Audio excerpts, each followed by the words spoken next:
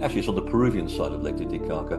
There is an active physical portal there called Amurumuru, which in the local language means the old bearded man of Mu, which is the big landmass in the Pacific.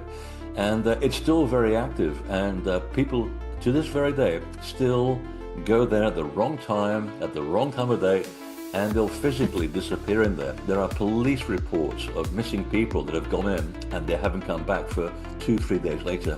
And they are not the same when they return. It takes them a while to come back into consciousness because they didn't realize where they've been. They literally just went physically through this gate, and then they came back 2 days later. The locals are walking around going, "Oh, are you the guy that went into the doorway? Oh, okay, the police are looking for you." So these things are very, very real. They're still very much around us, but because of 12,000 years of warfare, destruction, religion, a lot of them no longer functioning the way they used to. But in certain places around the world, the ones that are least visited, they're still very active. Aloha and welcome to another show, guys. Today, our special guest is Freddy Silva. But before we start, hit that bell, subscribe, and share this episode so you're always in the loop. And guys, I really need your help on reviews on Apple. So if you can take a moment to leave one, it truly supports the show. So mahalo for that. And don't forget to follow me on Patreon. If any episodes ever gets removed from YouTube or Spotify, you'll always find the full version on Patreon, and it's completely free to join, guys. And there's no commercials. I also have an Amazon link, so if you purchase through it, I do get a small commission, which helps keep me creating these contents. Now, let's talk about today's guests, Freddy Silva. Now, he is someone I am truly honored to have on this show. He's one of the most respected researchers in the world. And when it comes to ancient civilizations, sacred sites, temples, and the deeper metaphysics behind our oldest tradition, he is the guy to go to. His work spans decades of on-ground exploration in Egypt, Peru, Mexico, Scotland, and beyond. He's one of the few peoples who can connect the spiritual, architectural, and cosmological layers of these ancient cultures with clarity and depth. So in our conversation, we get into portals, subtle energy temples, and the technologies the ancient used to create altered state for initiation. We explored Egypt, the Mayan world, and the deeper reasons these sites were built where they were. Freddy brought insights after insights, opening up a completely different lens on how these places functioned and what they were originally designed to do. Now, let's bring Freddy into this conversation. Enjoy the show. Aloha, Freddy, and welcome to the show. It's a really pleasure to have you here. I've been following your work for a very long time, for years, and I've been looking forward to this conversation for a long time. Your work, yes, your work on sacred sites, ancient architecture, and the idea of portals have completely shifted the way I look at history. You have this rare ability to weave together solid research, science, and spirituality in a way that challenges everything that we thought we knew. Your document, The Hidden Side of Egypt, is absolutely amazing with stunning footage. Oh, I watched it many times. Labor of love. Yes. And your book on portals both reveal something extraordinary. And these ancient temples and structures, they're not just buildings, that they were definitely carefully designed to work with Earth's natural energies and connect us to the higher states of consciousness. So what first drew you into to explore these connection between ancient Egypt, the portal technology, and the deeper spiritual purpose behind these sacred places? Oh, I think it's personal experience. I mean, I knew that there was something much more to large upright rocks and ancient temples than met the eye because people were having unusual experiences. And yeah, once you get the psychosomatic stuff out of the way and the fact that people go there expecting something to happen, and it'll happen because your ego wants it to be validated. But if you take all that away and you strip it down to the genuine experiences, I was just curious to see how all of this stuff was working to do what it does. And one of the things that was very obvious about the ancient people who were here before us was that they defied the gods, who, by the way, are real people, not imaginary beings. The gods were that they were different to us because they understood the laws of nature and how to bend the rules of nature. And I thought, well, how can we validate this? And lo and behold, after 25 years of research, I began to actually look at people who actually had gone to sacred sites such as stone circles in Britain. In fact, most of the studies came from Britain, where people are crazy enough to do this for a living. And they found that, yes, there is actually a methodology to all of this madness, that the stones are alive. They attract electromagnetic current throughout the day. And then just like a person having been working for 12 hours, they go back to sleep. And you can measure the cycle towards the end of the day to when they wake up again in the morning. So for me, these things took on a whole different perspective, as though the ancient places are living organisms, and you can feel the difference throughout the day. And if you go there with the right intention and the right attitude and expect nothing, incredible things start to happen. So that's why I quit my day job, because this is so much more exciting. And also, when I see the benefit that it does to people around the world, then I'm really excited. We can get something from this. So this is why I refer to these places as a kind of insurance policy, so that we forget how we can do this by ourselves, which anyone who does Zen or they do Kriya Yoga, they understand exactly what I'm saying. You don't need a temple exteriorly to do to go inside and connect with the creator or the universe or the other world, whatever you want to call it.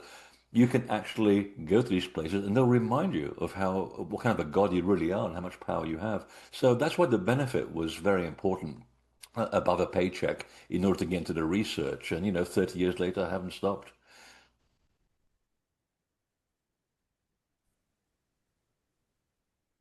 Wow. Yes. Is it true that the walls of some Egyptian temples contain literal ancient instructions for making a portal? Well, there's one place in particular, which is in Edfu, which is one of my favorites. There was a woman in Manchester, England, an academic called Eve Raymond. She passed away several years ago. And she actually, for one of her theses, she went and looked at all the hieroglyphs that are covered all over Edfu. I mean, it's like Neolithic wallpaper. It's incredible. And she stumbled upon a story that talked about the creation of the universe. And then somewhere on another wall, there was the arrival of gods from a land somewhere in the middle of the Indian Ocean. And then there's another part of the story somewhere else. The whole book, which was rediscovered by the Greeks when they were restoring the temple about 200 BC, they put everything that they found on the walls, but they had no idea of what the story was trying to say.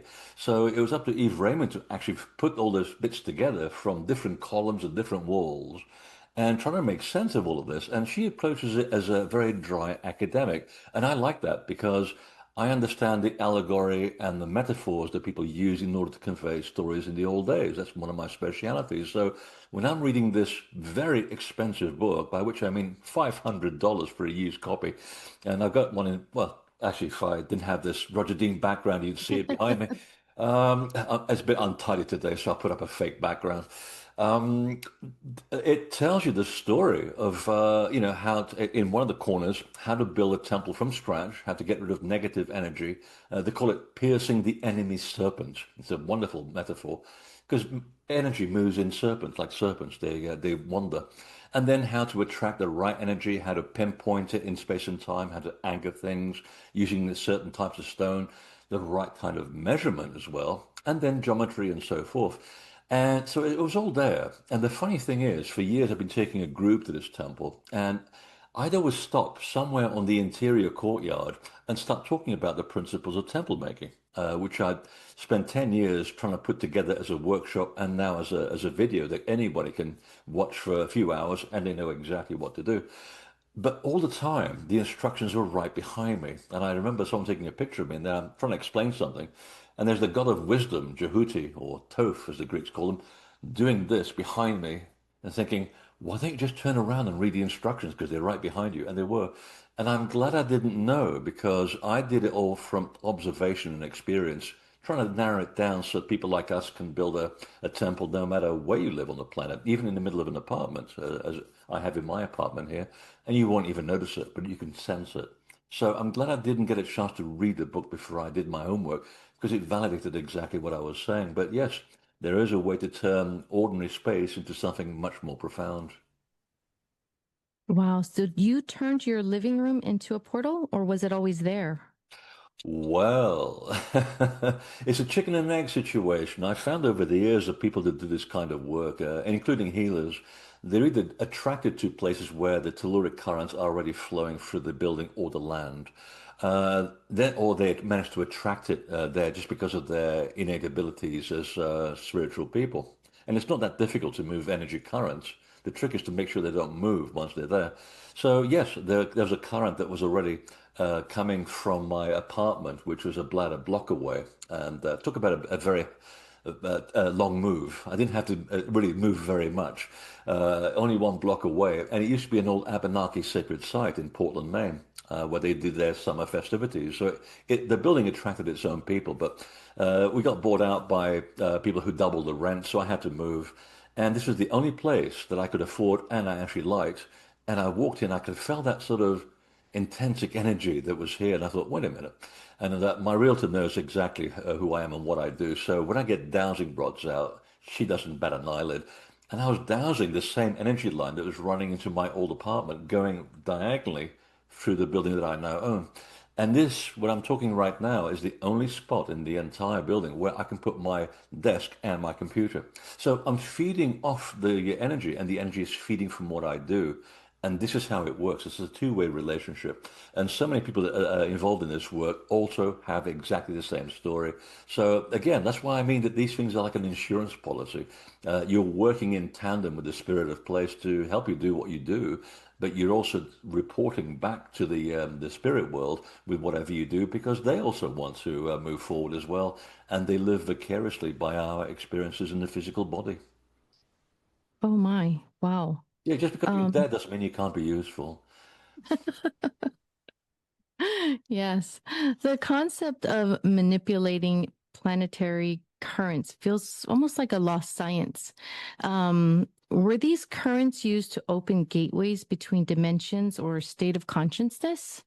Yeah, if you talk this to anybody in Australia, the Aboriginal people of Australia, they'll just go, absolutely. I mean, we still use them today to get from A to B, and we can hear the actual energy because people print their information and their song while they're walking. It's a bit like African tribes. They'll walk through the desert to keep them focused because there's nothing to look at except for sand.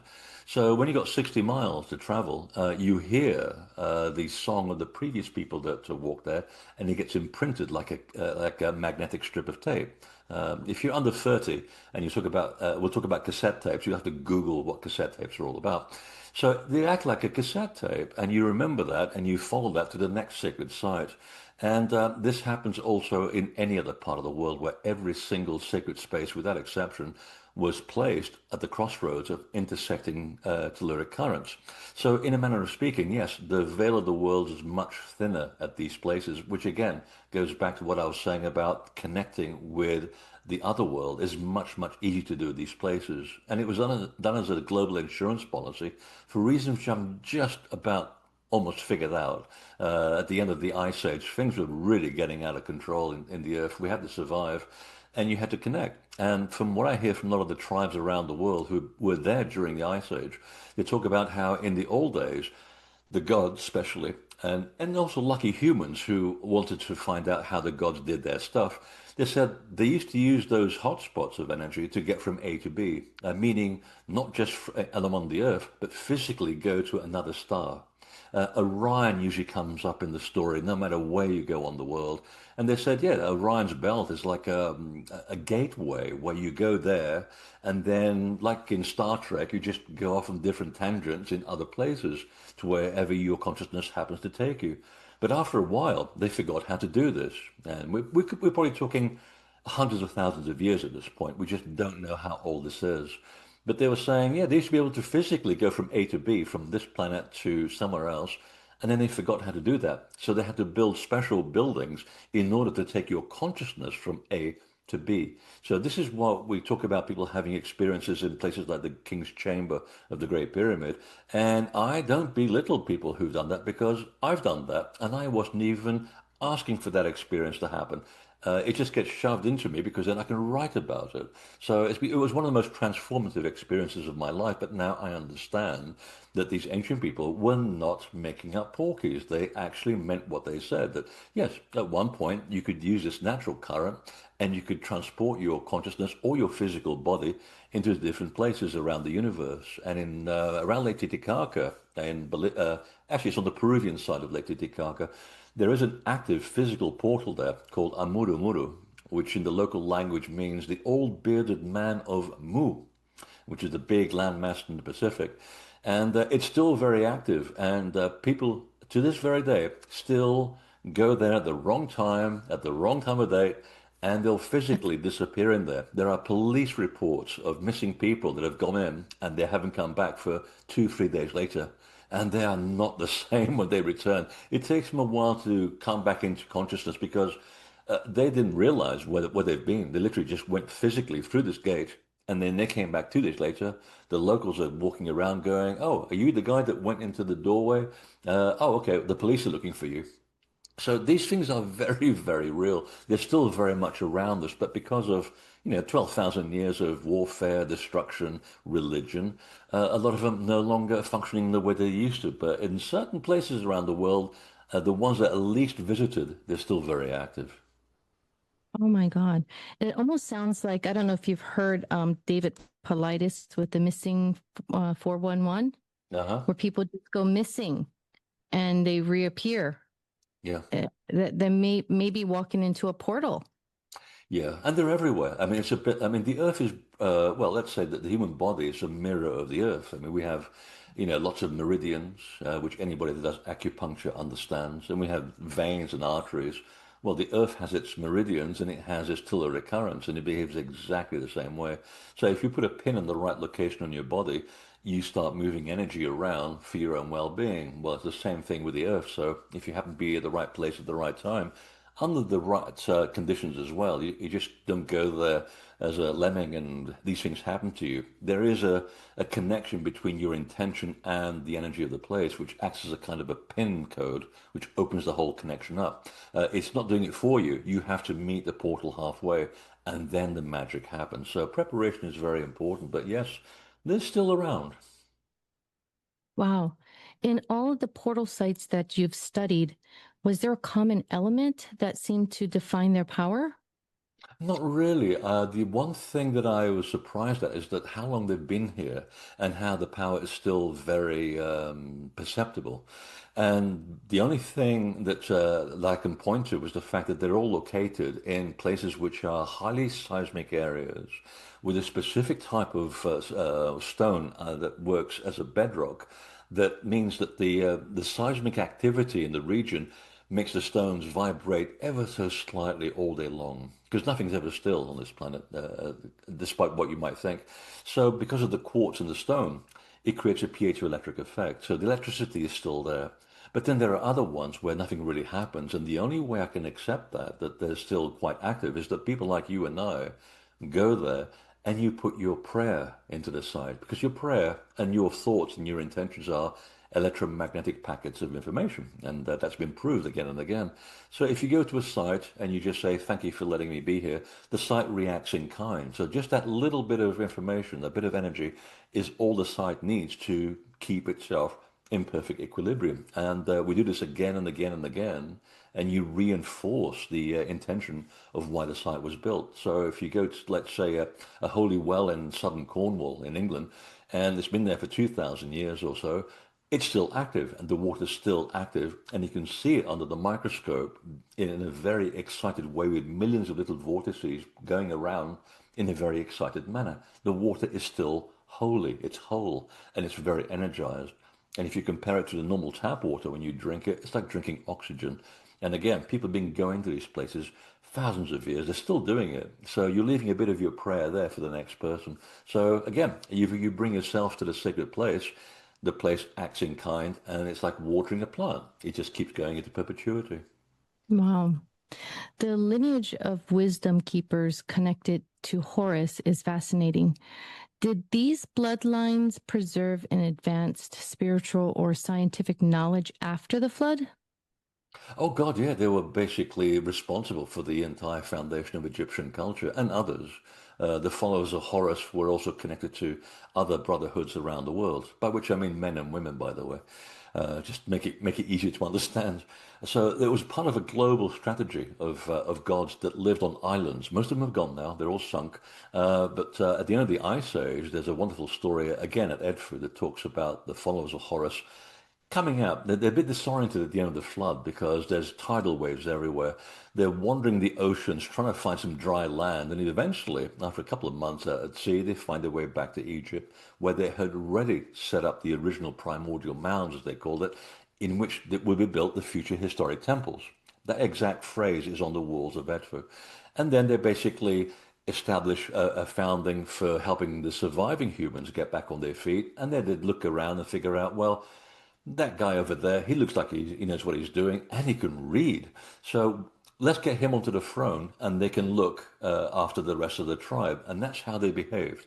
They didn't want anything to do with us because they figured that humans have to evolve at their own level of movement.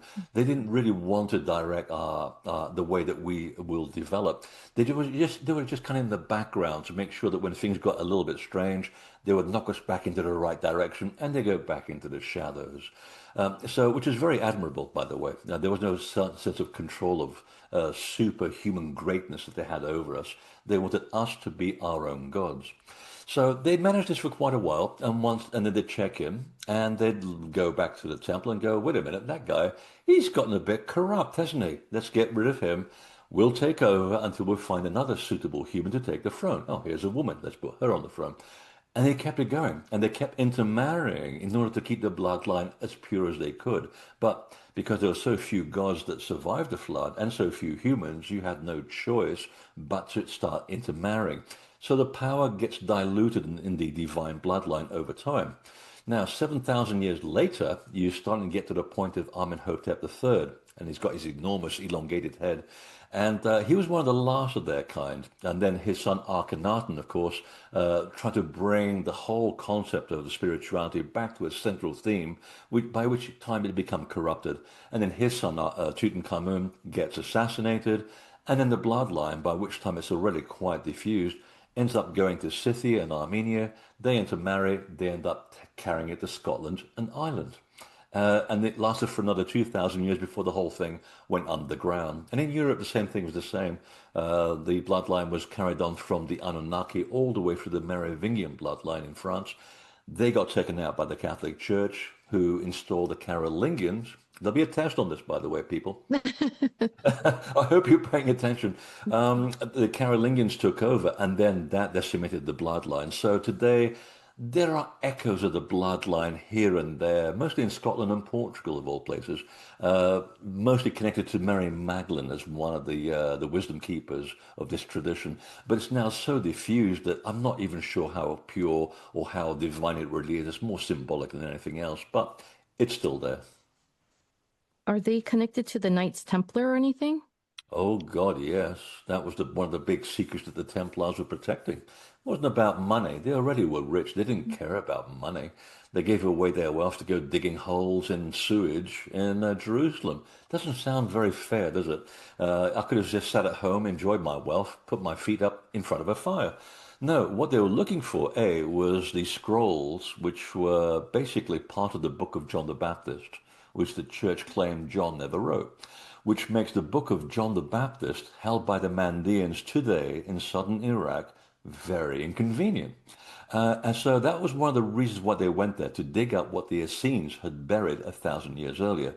They brought the book back, they had it deciphered, and then they started a spiritual revolution to create a utopian state throughout Europe. And for 80 years, they almost got away with it. They had complete control of the spiritual pulse of Europe because people understood what they were doing. and they would everybody benefited, and that's why they got rich. People would give them their money as a source of protection to learn these mysteries teachings of the mystery schools from 8,000 years ago. The other one was that they were protecting the bloodline of Mary Magdalene, and I actually found the swearing in ceremony of the Templar master in Portugal, which I found in a very rare book written on animal skin in Harvard. That's great research. And he talks about the swearing in ceremony where they vow to protect the bloodline of David, which of course is the Mary Magdalene tradition. And and the bloodline is still in Portugal and also in Scotland. And that's all I can tell you because I am sworn to secrecy. Otherwise, I'd have to kill you. Well, I don't So want. yeah, so they were trying to do they were trying to bring back a resurgence of wisdom and spirituality at a time when Europe was, engaged in major warfare, and the main item on the menu in Europe at the time was human flesh. So it was a place of barbarity, the Middle Ages in Europe, and the Templars were this wonderful bouquet of fresh flowers where they suddenly brought back this wonderful concept of a self-empowering spirituality, and they would teach anybody that was curious. It wasn't for the higher end powers, it was for anyone that was curious. If you're a peasant and you said, what's this all about? How can I become a better person? Well, if you want to know, we got some inner teachings and we'll teach you for about 3 years, and then you're going to have a great out of body experience. And when you come back to the body, you'll never be the same again. And that's why they became loved and they became famous. Oh my God. Has any of that connected with the Nephilims, The the Nephilim is a giants? different story. Now, we go back to the flood Mm. now. So, what if you read the original book of Enoch in the Mhm. Ethiopian, which is now translated into English, and by the way, that's not his real name. That was a made-up name by the Hebrews. It was actually his name was Emed Ur Anu. He was one of the Anu Naki. He can actually read and write. So he's part of that lineage. Now they get a really bad name on Ancient Aliens and all these other shows on YouTube, and I would ask you to forget about those people. They're absolutely full of nonsense. If you read the book and just take it at face value, he's like a fly on the wall listening in to what's going on in this big council meeting where a small group of watchers who were the middlemen between the Anu and the humans, for some reason that we don't know, they defied orders and they went down from the mountain, hang out with human women, and the women gave birth to, well, basically infants. They died during childbirth because these people were over 8 feet tall. So they basically taught humans how to use weapons, go into war, and teach them all the kinds of things that a less developed race shouldn't know about unless they've had a time to experiment and find out what works and what doesn't. So we don't know about the motivation. But what happened is that that wasn't the problem. It was the next generation of the children of the renegade watchers that bore more children. Those were the Nephilim. They were called, it means the children of Orion. The gods that are always basically connected with Orion as a constellation. So the Nephilim were basically ill arranged in terms of their DNA. The human DNA and the Watcher DNA did not work very well, and these people were maladjusted. They would eat people for fun. They would use people as instruments in order to just hit each other with, or basically kill them for fun.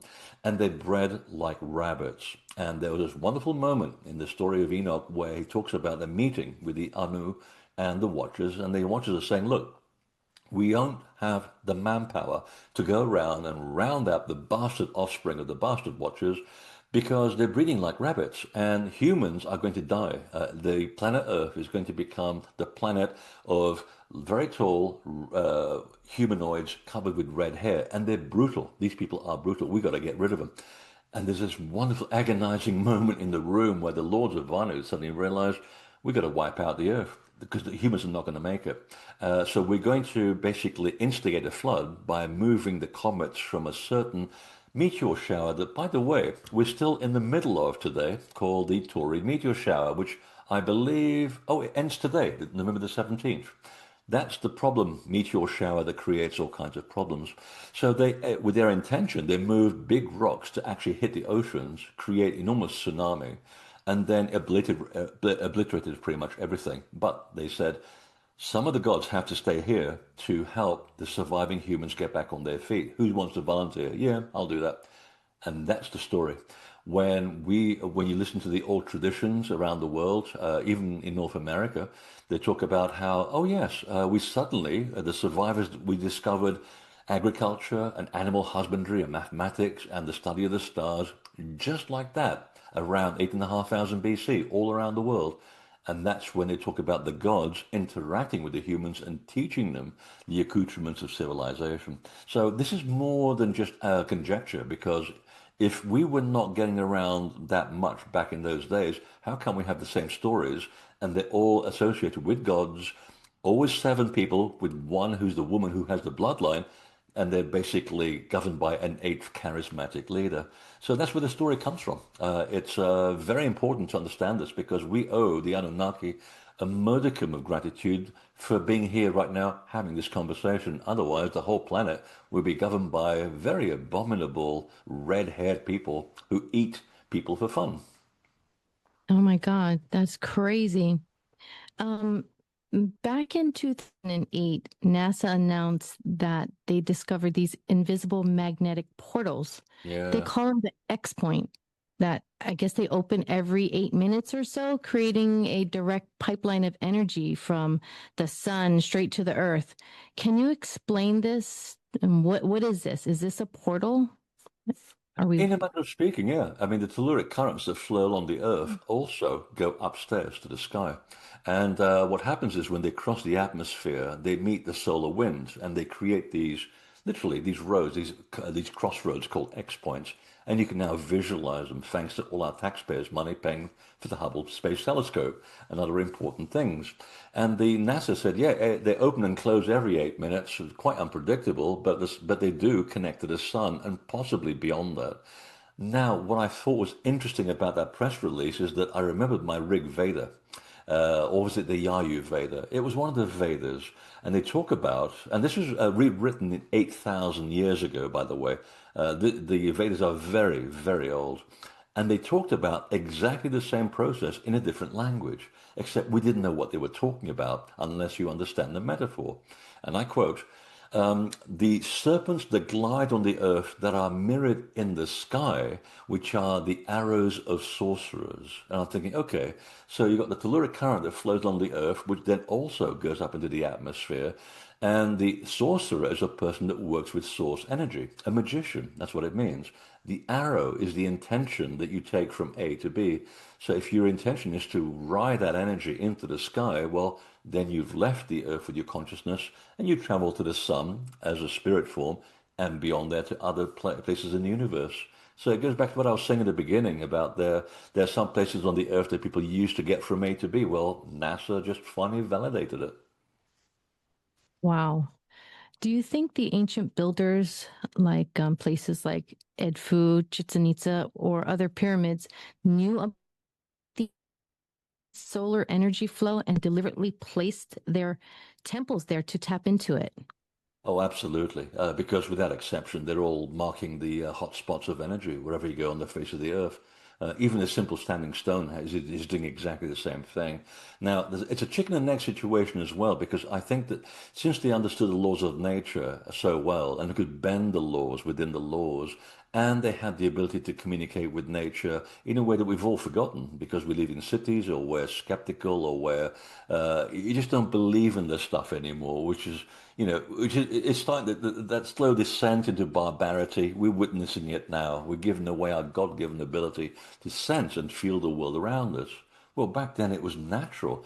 If you talk to the Hopi or the Sioux or any other ancient people, they'll say, "Oh yeah, we can see the hot spots because, well, we're attuned to the land. You can sense them, you can hear them. We didn't build anything because we didn't have to. We know where they are. We can see them right now." And you know what? After doing this for 30 years, I'm doing this exactly the same thing. So I can see invisible energy whenever I want to. You have to basically tune yourself out because it gets a little bit distracting, especially when you're driving and there's like a current flowing across the road and you go, well, that was interesting. Yeah, you got to come back down to earth once in a while, but anybody can do this. It's like driving a car. You just get more, you just experiment, play with it, and then you attune to it.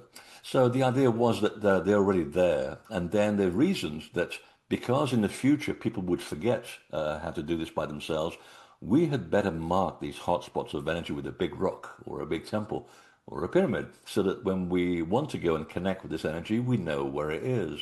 And the best part is, because these things are big and using sometimes 400-ton rocks, they're not going to move. No warfare will destroy them. So again, going back to that concept of the insurance policy that I was talking about, it makes so much sense. But by the same token, you can also move the energy using your intention. I used to do workshops. They used to teach people how to do temple banking. And in 5 minutes, I would teach people how to move energy that was not there, measure the field in where we were, and then, when people do a little special technique, and it's not that difficult, believe me, I then measure the energy field and boom, there'll be one or two energy currents running right through the garden where we're about to build a temple. So the same is true that they could have also manipulated the energy to put it into places that were more architecturally suitable for putting big buildings. Because you look at some of these places and you think, why are these things bolted onto the side of a vertical cliff? Well, because that's where the energy is. You think these people were completely crazy. Yes, they were, but they were doing it for a reason. And I think it became a little impractical with the rise of health and safety that they said, well, maybe you should put the building in some place that's a bit more comfortable for people to arrive with wheelchairs and things. So they would move the energy using your ability, and then they would anchor it using the stones and their piezoelectric qualities. So the two are actually quite valid as a hypothesis. Wow. Are those energy and temples still work today? Oh, absolutely, everywhere. And again, depending on how much people go there to leave a little bit of themselves. And I always tell people when I take people in groups that don't just go to the temple and just take. Go there and give something, even if it's just a visual image of a bunch of flowers, because it's not easy to buy flowers when you're in Egypt in the middle of nowhere. I said, yeah, imagine a bouquet and give it to the temple with your imagination. The temple will understand, the spirit of place will understand what you're trying to do.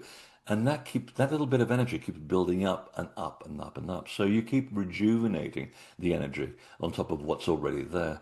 Some are more depleted than others. I remember during COVID when I ran 3 very successful trips to Egypt because they didn't care what was happening. The Arabic tradition is it's inshallah.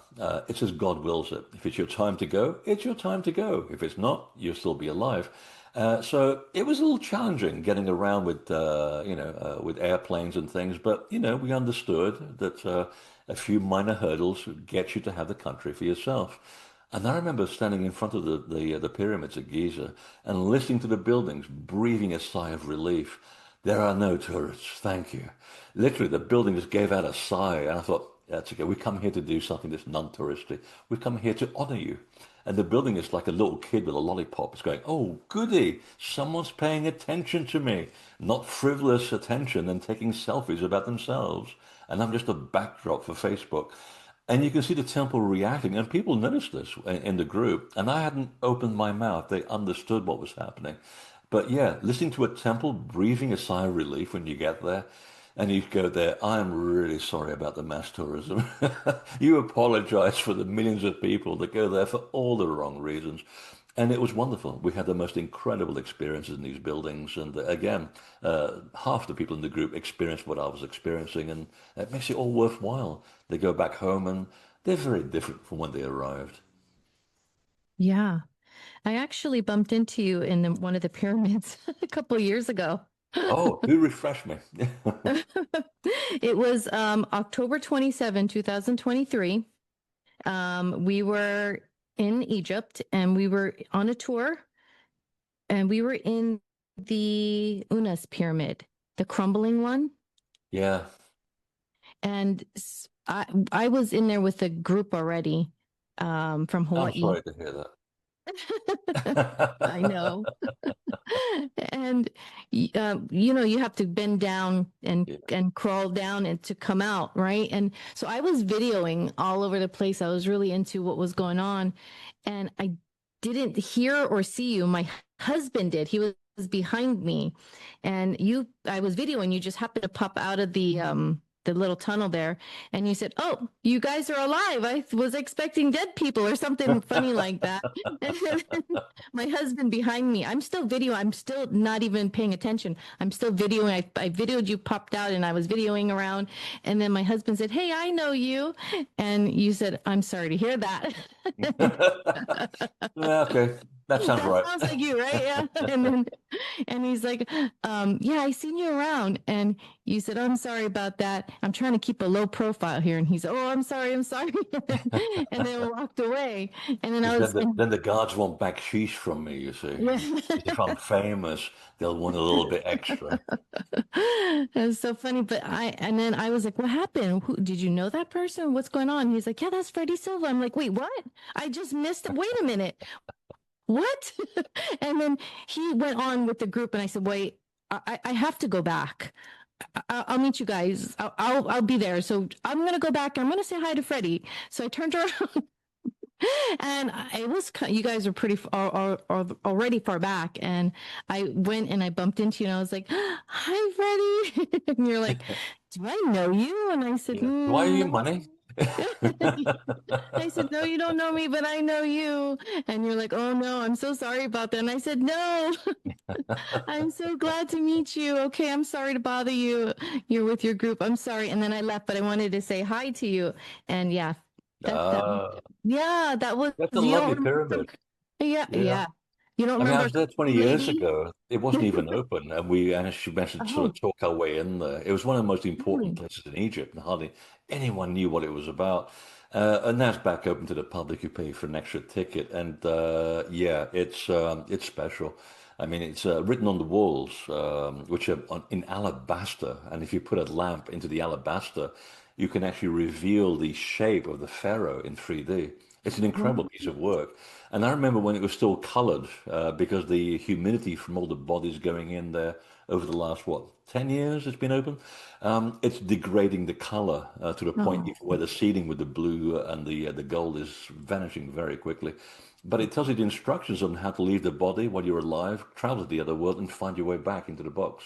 Because Unas is buried 400 miles away in the Valley of the Kings. So why would the pyramid be built to bury a guy that's buried down there? Then you start asking questions. So it's, yeah, one of those places where the concept of living resurrection was practiced, and yeah, very useful place. yeah. Yeah, it was an amazing time.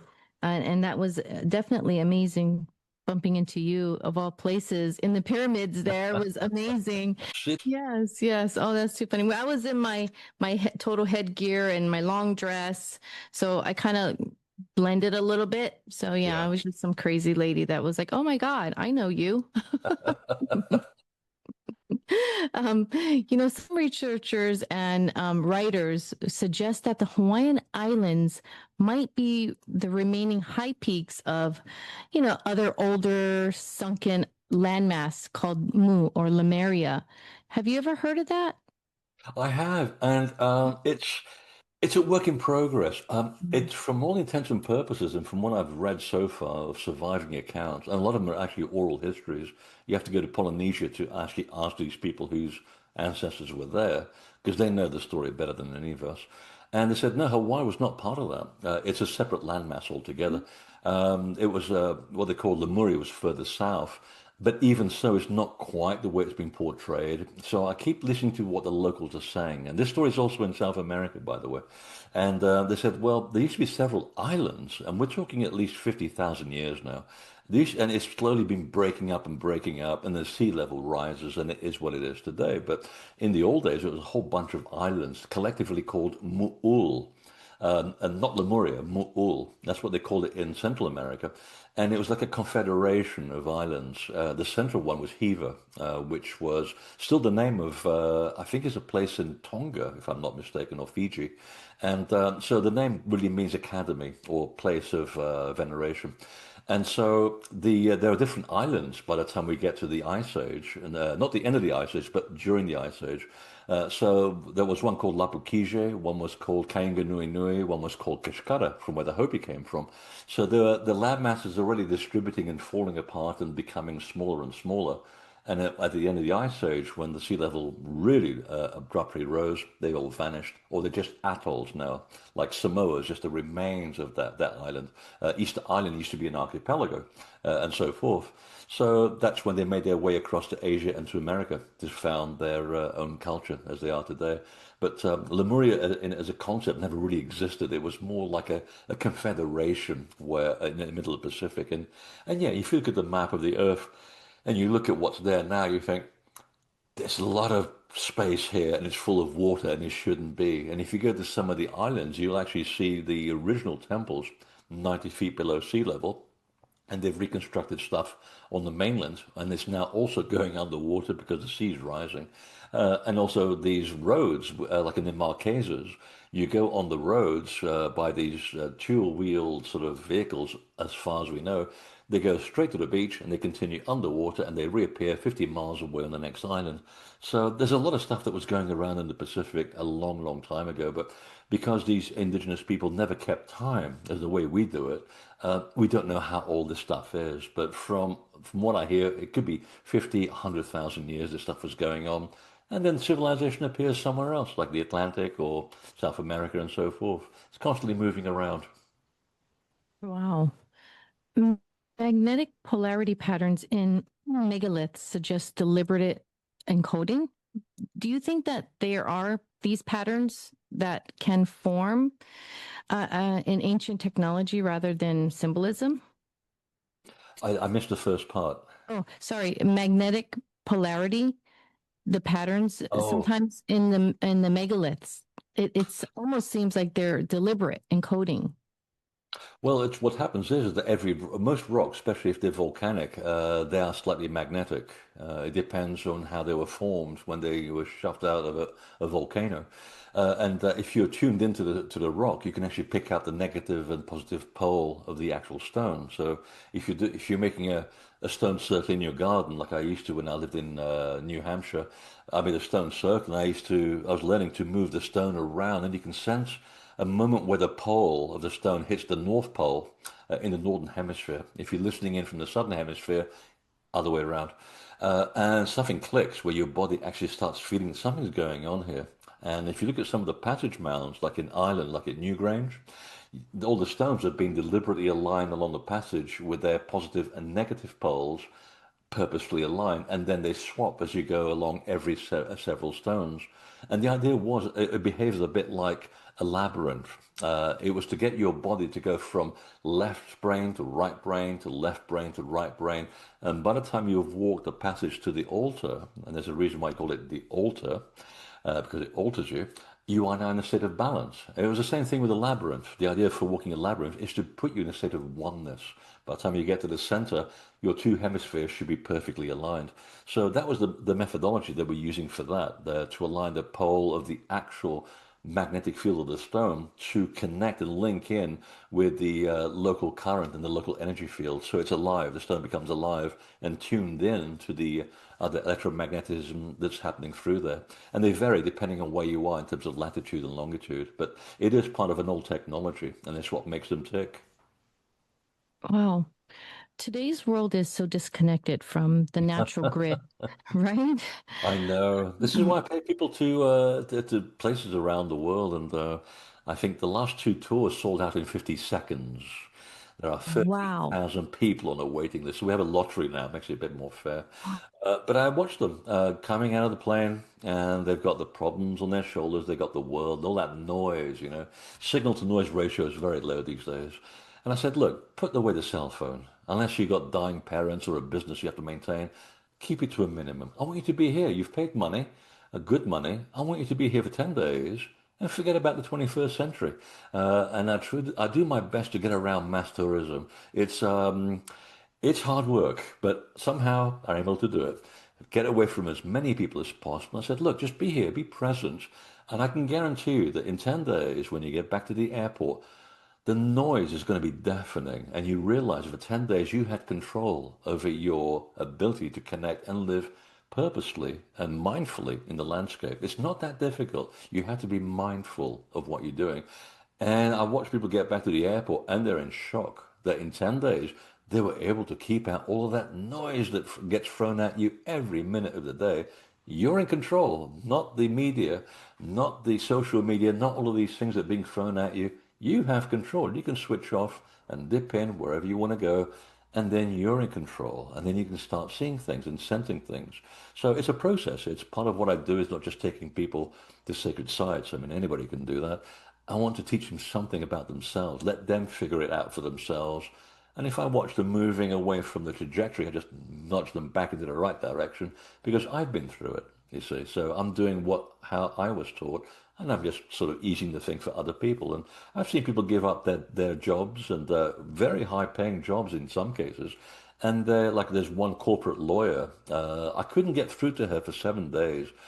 She couldn't get out of her head. I mean, when you're a lawyer, I mean, you got a lot of stuff going in there. It took us 7 days just to calm down and experience something. And I think it was we were in southern Britain at the time.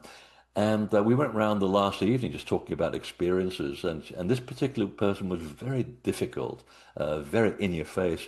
And it came her turn to say something, and the whole group swallowed. Like, oh God, she's going to say something terrible about the whole trip or Freddie or something.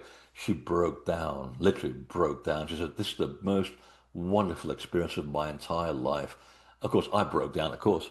I didn't expect that to come. 5 months later, she emails me and says, I give up being a corporate lawyer. I'm now helping pro bono for charities. I'm making a quarter of what I used to. You know what? I'm really happy. And it's because of that trip, that experience, and what I experienced that made me a better person. So that's it. It's just, that's why they're called self-help centers. You help yourself. Wow, that's amazing. Well, how can some people, I guess, safely to restore their balance and spiritual awareness? Maybe they can't visit you and be with you for the 10 days, but can they do this on their own? Oh, and I recommend they do. Doing it by yourself and not doing any research is the best way to go and experience sacred space, because you go there and don't go there expecting anything. Expect nothing, okay? Because again, it'll come from your own ego that you need to be validated. You want to see fairies, you want to see tall people, you want to see people coming out of the stones. Yeah, that can happen. It'll come from here. Go expecting nothing, but go there with a plan. They'll say, I'm looking for something. I'm not sure what it is, but I want to do this, which will help me become a better person, discover this or that. Let it go. And yeah, the personal experience is the best one because you want to be there by yourself most of the time. And it requires a little bit of effort to find places where people don't go anymore, especially with Instagram now. Everything's on Instagram. So, like, I have to travel to northern Scotland, to the islands, just to get away from crowds and be by myself. Unless I go to New Mexico, in which case there's nobody around there because you can't, there's nothing there. You have to sense the actual hotspot of energy. So if you know where not the Indian people, sorry, the native tribes used to hang out, you know where to go. And some of them, luckily, are just outside Santa Fe. So you go there and hang out by yourself, and then you start getting the tingly wingly when you know something's happening, and weird things start happening around you, and seeing fairies coming out of stones. I totally get it because I've seen that too, and it's real, and they're very interesting people. Yeah, they're living in another realm of reality, but under the right circumstances, they approach you, and it's like you got a foot in both worlds. It's the weirdest thing. You can see the world, the physical world around you, but there's a layer over it with someone else occupying that territory. That's when you know you're making some progress, or you're downloading information, visuals or words or something, and then you go and research it, and it's there, and that's the management's way of saying, look, we put some ideas in your head, and if you go and research it, it gives you the permission to believe that what we're telling you is real, and you can trust the process. That's how it always happens with me. And now I trust the process intimately, but I don't take it for granted because you can't do that. So that's what I recommend to people. Just go and find your own sacred space. Even if there might be one near you, like here in Portland, Maine, there's 5 places where the Abenaki used to hang out, and all of them, except for one, have never been built on. So every square inch has been built in downtown Portland, but where they used to do their little work, They're little parks, or there's the edge of a baseball field. One of them is an island that comes out of the ocean at low tide, so you take your kayak there. So these places are self-protected. They're still around. So you just have to do a bit of research, or go to some of the most famous ones in the off season, and yeah, I'll probably meet you there when you're there. Yeah. Yeah. I know even Mexico, it used to be a great place to visit. But now it's so busy with tourism. It's crazy. There's even a tour that's called something like Instagram photos or something. Oh my And God, I know, so they take you to all these places just for the Instagram photo. I'm like, oh my God. it's It's serious. yeah, That's why it's I don't take crazy. people back to Machu Picchu anymore for that reason. It's wrecked, completely wrecked. It's full of Oh, people are there. You're given an hour and a half to run through from A to B, and that's it. You have to spot, you can only stop in certain pre-prescribed areas to take a picture and keep moving. yeah. I'm done with that stuff. That's not what I want to do. No, you have to go. Like in Mexico, I just go to Yucatan, and usually I do it in January, which was what I'm going to go at the end of January with Miguel Angel Vergara, who's the best Maya teacher on the planet. He knows stuff about the Maya that nobody does. And the two of us together, you can't shut us up because we're very passionate about what we do. And he's a former archaeologist at Chichen Itza. And we go at low season, and 9 times out of 10, we get a place to ourselves. Even at Chichen Itza, we'll go after the buses have come from Cancun and have taken the people back to Cancun to do their nude bathing and their worshipping of Ra. And yeah, you go there at certain times, the crowd thins out and it's a lot more bearable. Or you go counterflow. You start where people come in and you go to the opposite end and you pass them as they're going to the other end and you're going back to the entrance. You have to be on top of this stuff, but it is worth it making the extra effort or getting up an hour later or even earlier to avoid the big tour buses. So Uxmal, we usually have it mostly to ourselves, which is a wonderful place to hang out. And the other smaller temples that few people tend to not to go to, which we're the only people there, including private cenote and also a sacred cave, which I will not reveal where it is because only the local shaman knows, and we have permission to be there to do ceremony, serious ceremony, inside the belly of the Earth Mother. That's a wonderful thing. That will never be revealed. Yes. Wow. We went to Ekbalam, Oh, and yes. that was not very busy. People have, not yet anyway, and Yeah. you could still climb the pyramid. It was amazing. You can still do it. Hmm. It's beginning to get discovered. The Mexican government is now building Ah, $1 billion worth railway to go across finished, I and think. connect all the temples. I'm thinking, good Uh, God, can't we blow this up without anybody getting hurt? Still come around in the evening and steal the tracks or something. Because yeah, we go to Sail and places like that, and they're just building a little railway station. I'm going, oh God. They found us. So yeah, yeah. but again, it's still Yucatan is a wonderful place to go and Yes. disappear. Not that far from anybody who lives in the States or Canada. And I like going there at the end of January because you get away from the winter in Maine, and so you have summer twice.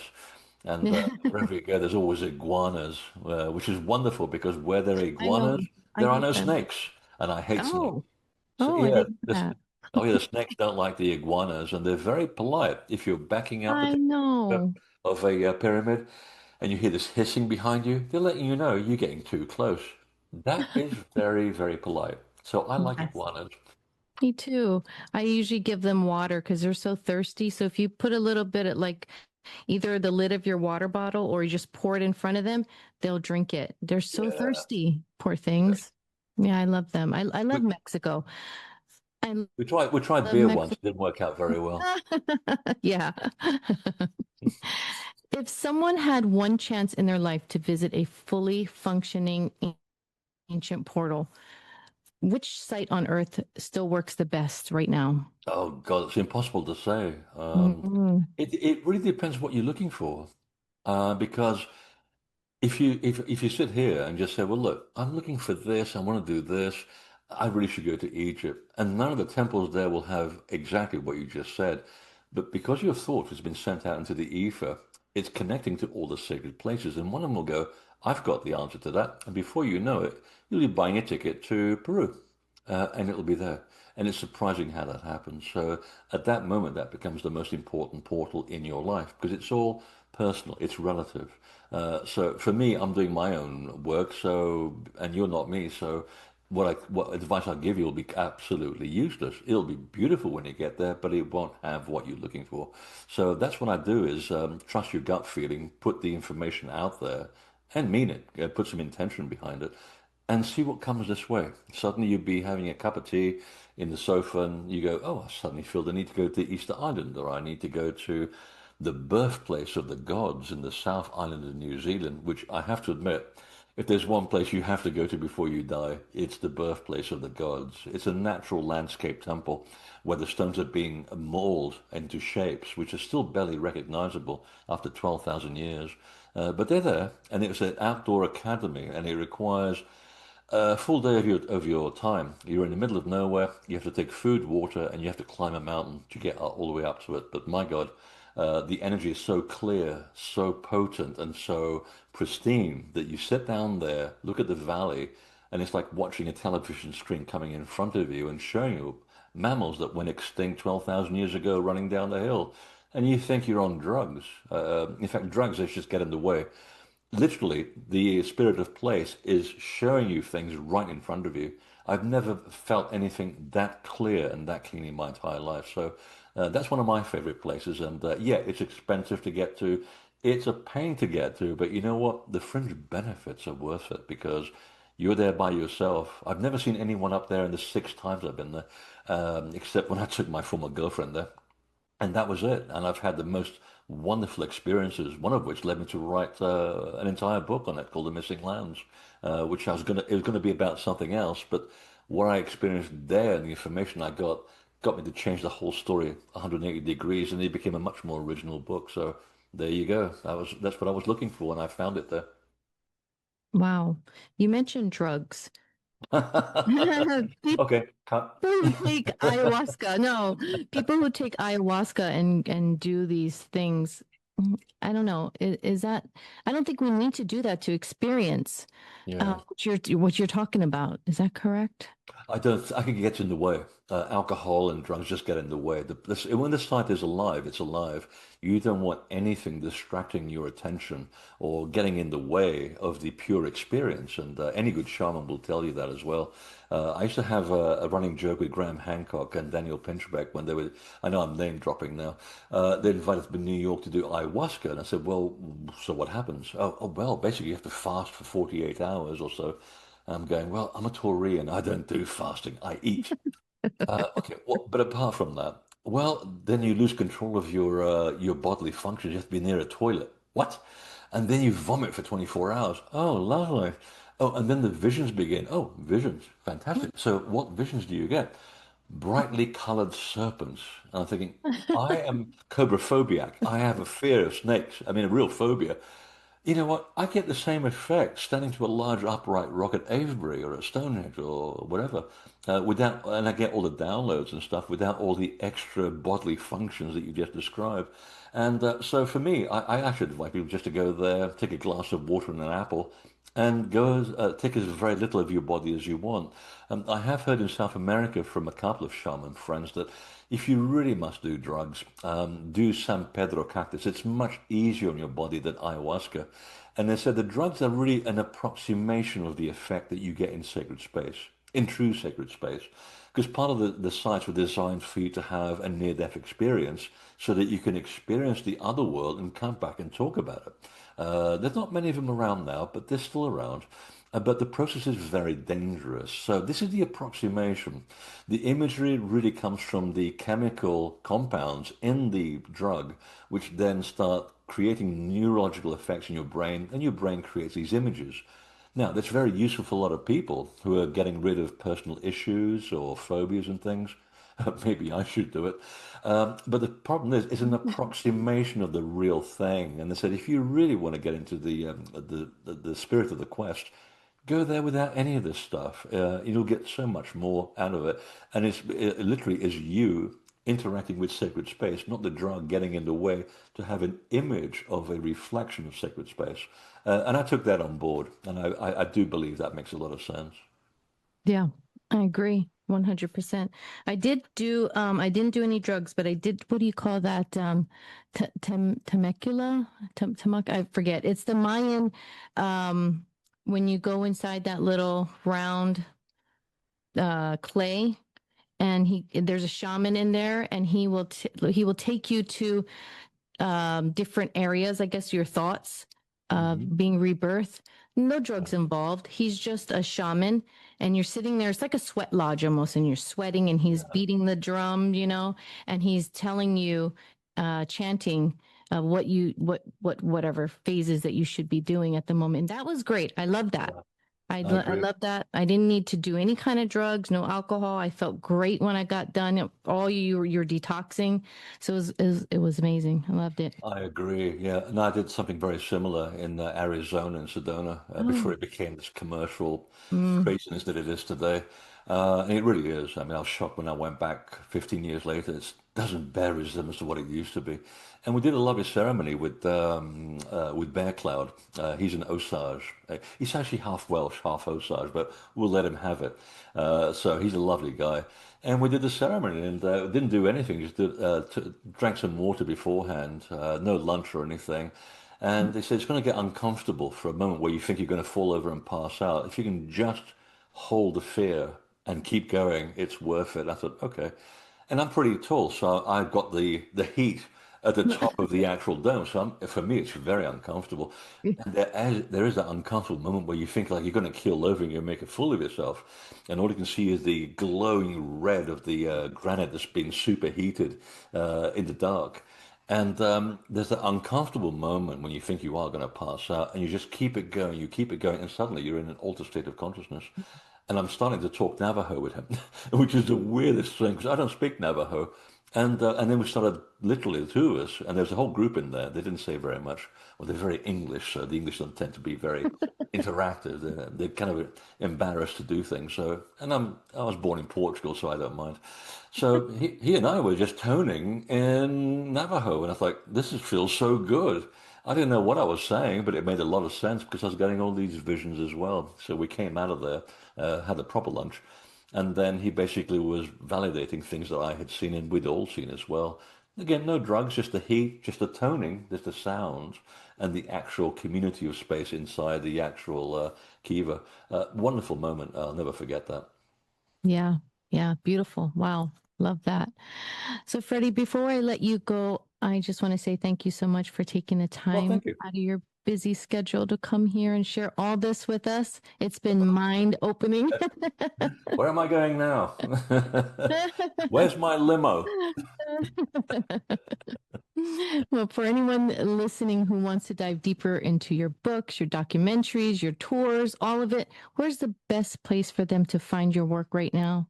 I'll go to my website. Not my photography website. That's a completely different thing. Invisibletemple.com. Wow. Okay. Are you working on anything right now? Working on doing nothing. Awesome. I've suddenly realized that I've had one vacation in 30 years. Oh, I don't have a relationship, so it's like I'm a oh, very lonely guy, and it's like no wonder. I just got to stop for a little minute, and I just finished doing Megalith. It's one of my proudest projects. I wanted to do a documentary on dolmens and standing stones and stone circles with the information that goes with them, but I wanted to do it in black and white as a film noir. And it came out, it's doing really well. And I've finished the series on Egypt, which I was very proud of. So, two big achievements. And I've got 9 books and I've got 15 documentaries. And I thought, after I did Megalith, there was nothing in my head. And I remember going, there's nothing going on in here. This is really scary. Or maybe it's not. Maybe I should just relax, go look for a girlfriend, go for a vacation. So, yeah, I mean, that wonderful moment where for the first time in 30 years, I have nothing going on in my head. And I have to say, it feels really nice. So I might do a bit of painting, maybe fix a car or go and rehab a house, do a bit of traveling, and then it'll hit me again. I think I've reached a point where I've reached a plateau of what I know, and I need to just be quiet and let the space appear for more information to come in. Because you get to a point where you either go off with your ego and you become very famous and super rich, And that doesn't interest me at all. I want to learn more. I want to be a better teacher. So I'm just going to ride a little plateau for a little while and not be bothered by any upcoming sort of deadlines like Guy is usually saying. So have you got another project that, well, it's safely locked up in here, which is usual talk for I have no idea what the hell's going on. It keeps them away from me. And so, yeah, I'm just waiting for something to drop in, and and then I can say, "Oh, I didn't know anything about that. What's this all about?" And boom, you're on the next journey. So, yeah, it's I'm enjoying my little desert right now.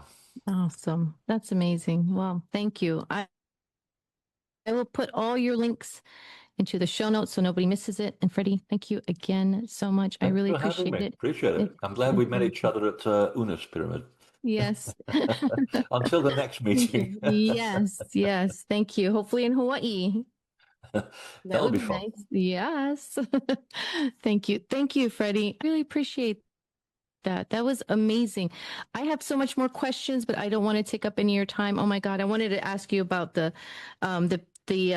Japanese, the dolls. What did you call it? We call it the tori in The Tory Japan. Arch, yeah, the Tory Gates. Yes. Wow. That's We'll do those it. are We'll gateways. Yes. keep Yes. them coming back for more. Yes. My family side is Japanese. My mom on her side is Japanese from Sapporo, Hokkaido. So the northern part of Oh, Japan. Hokkaido. Yeah. Yes. Yes. That is the most important island. Really? Oh, With I the want to hear Ainu. more. Wow. I'm Yes, I fascinated with know. the Ainu. I know where they came from. And they're Really? connected to one of the Love that. oldest people on the planet. They're now living in Oh New my Zealand God. called the Waitaha. Oh And my they're God. linked to the Anunnaki. God. That's where the word comes from.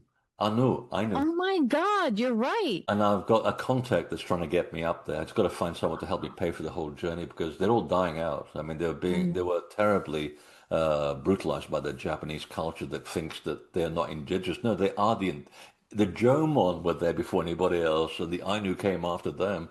So they're not even claiming that the original people. We don't know who was there originally, but I want to go there and find out some information and write it down before they all vanish and then learn more Yeah. about the Torii Gates and Shinto, from where all of this stuff comes from, is the 17 teachings of the gods. So I want to find, we have one of the teachings. We want to find out what's happening to the 16. That's Wow. my next little sort of side project, which a guy in Vermont is also working on. So between the two of us, we're going to find something that's next to impossible to find. But you know what? I'm sure it's still there.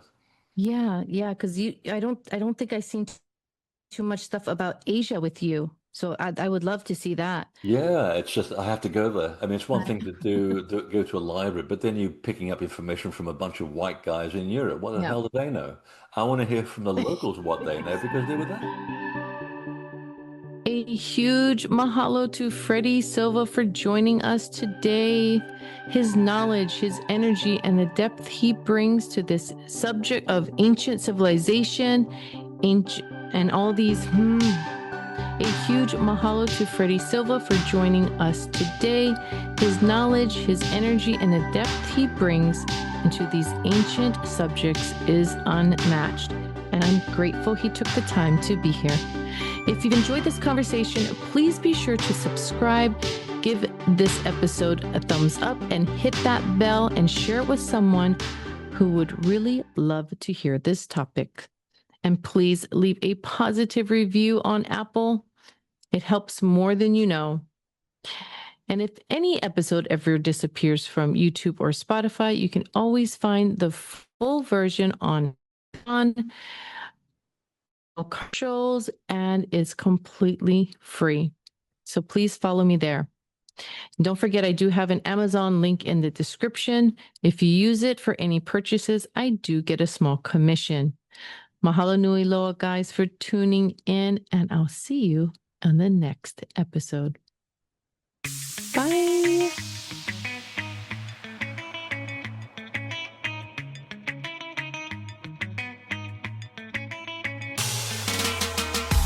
Losing my cool, breaking my rules. I don't usually get so out of my head, walking the edge. What am I falling into? Are we again? Where do we land? Tell me, is it too soon? Losing my cool, breaking my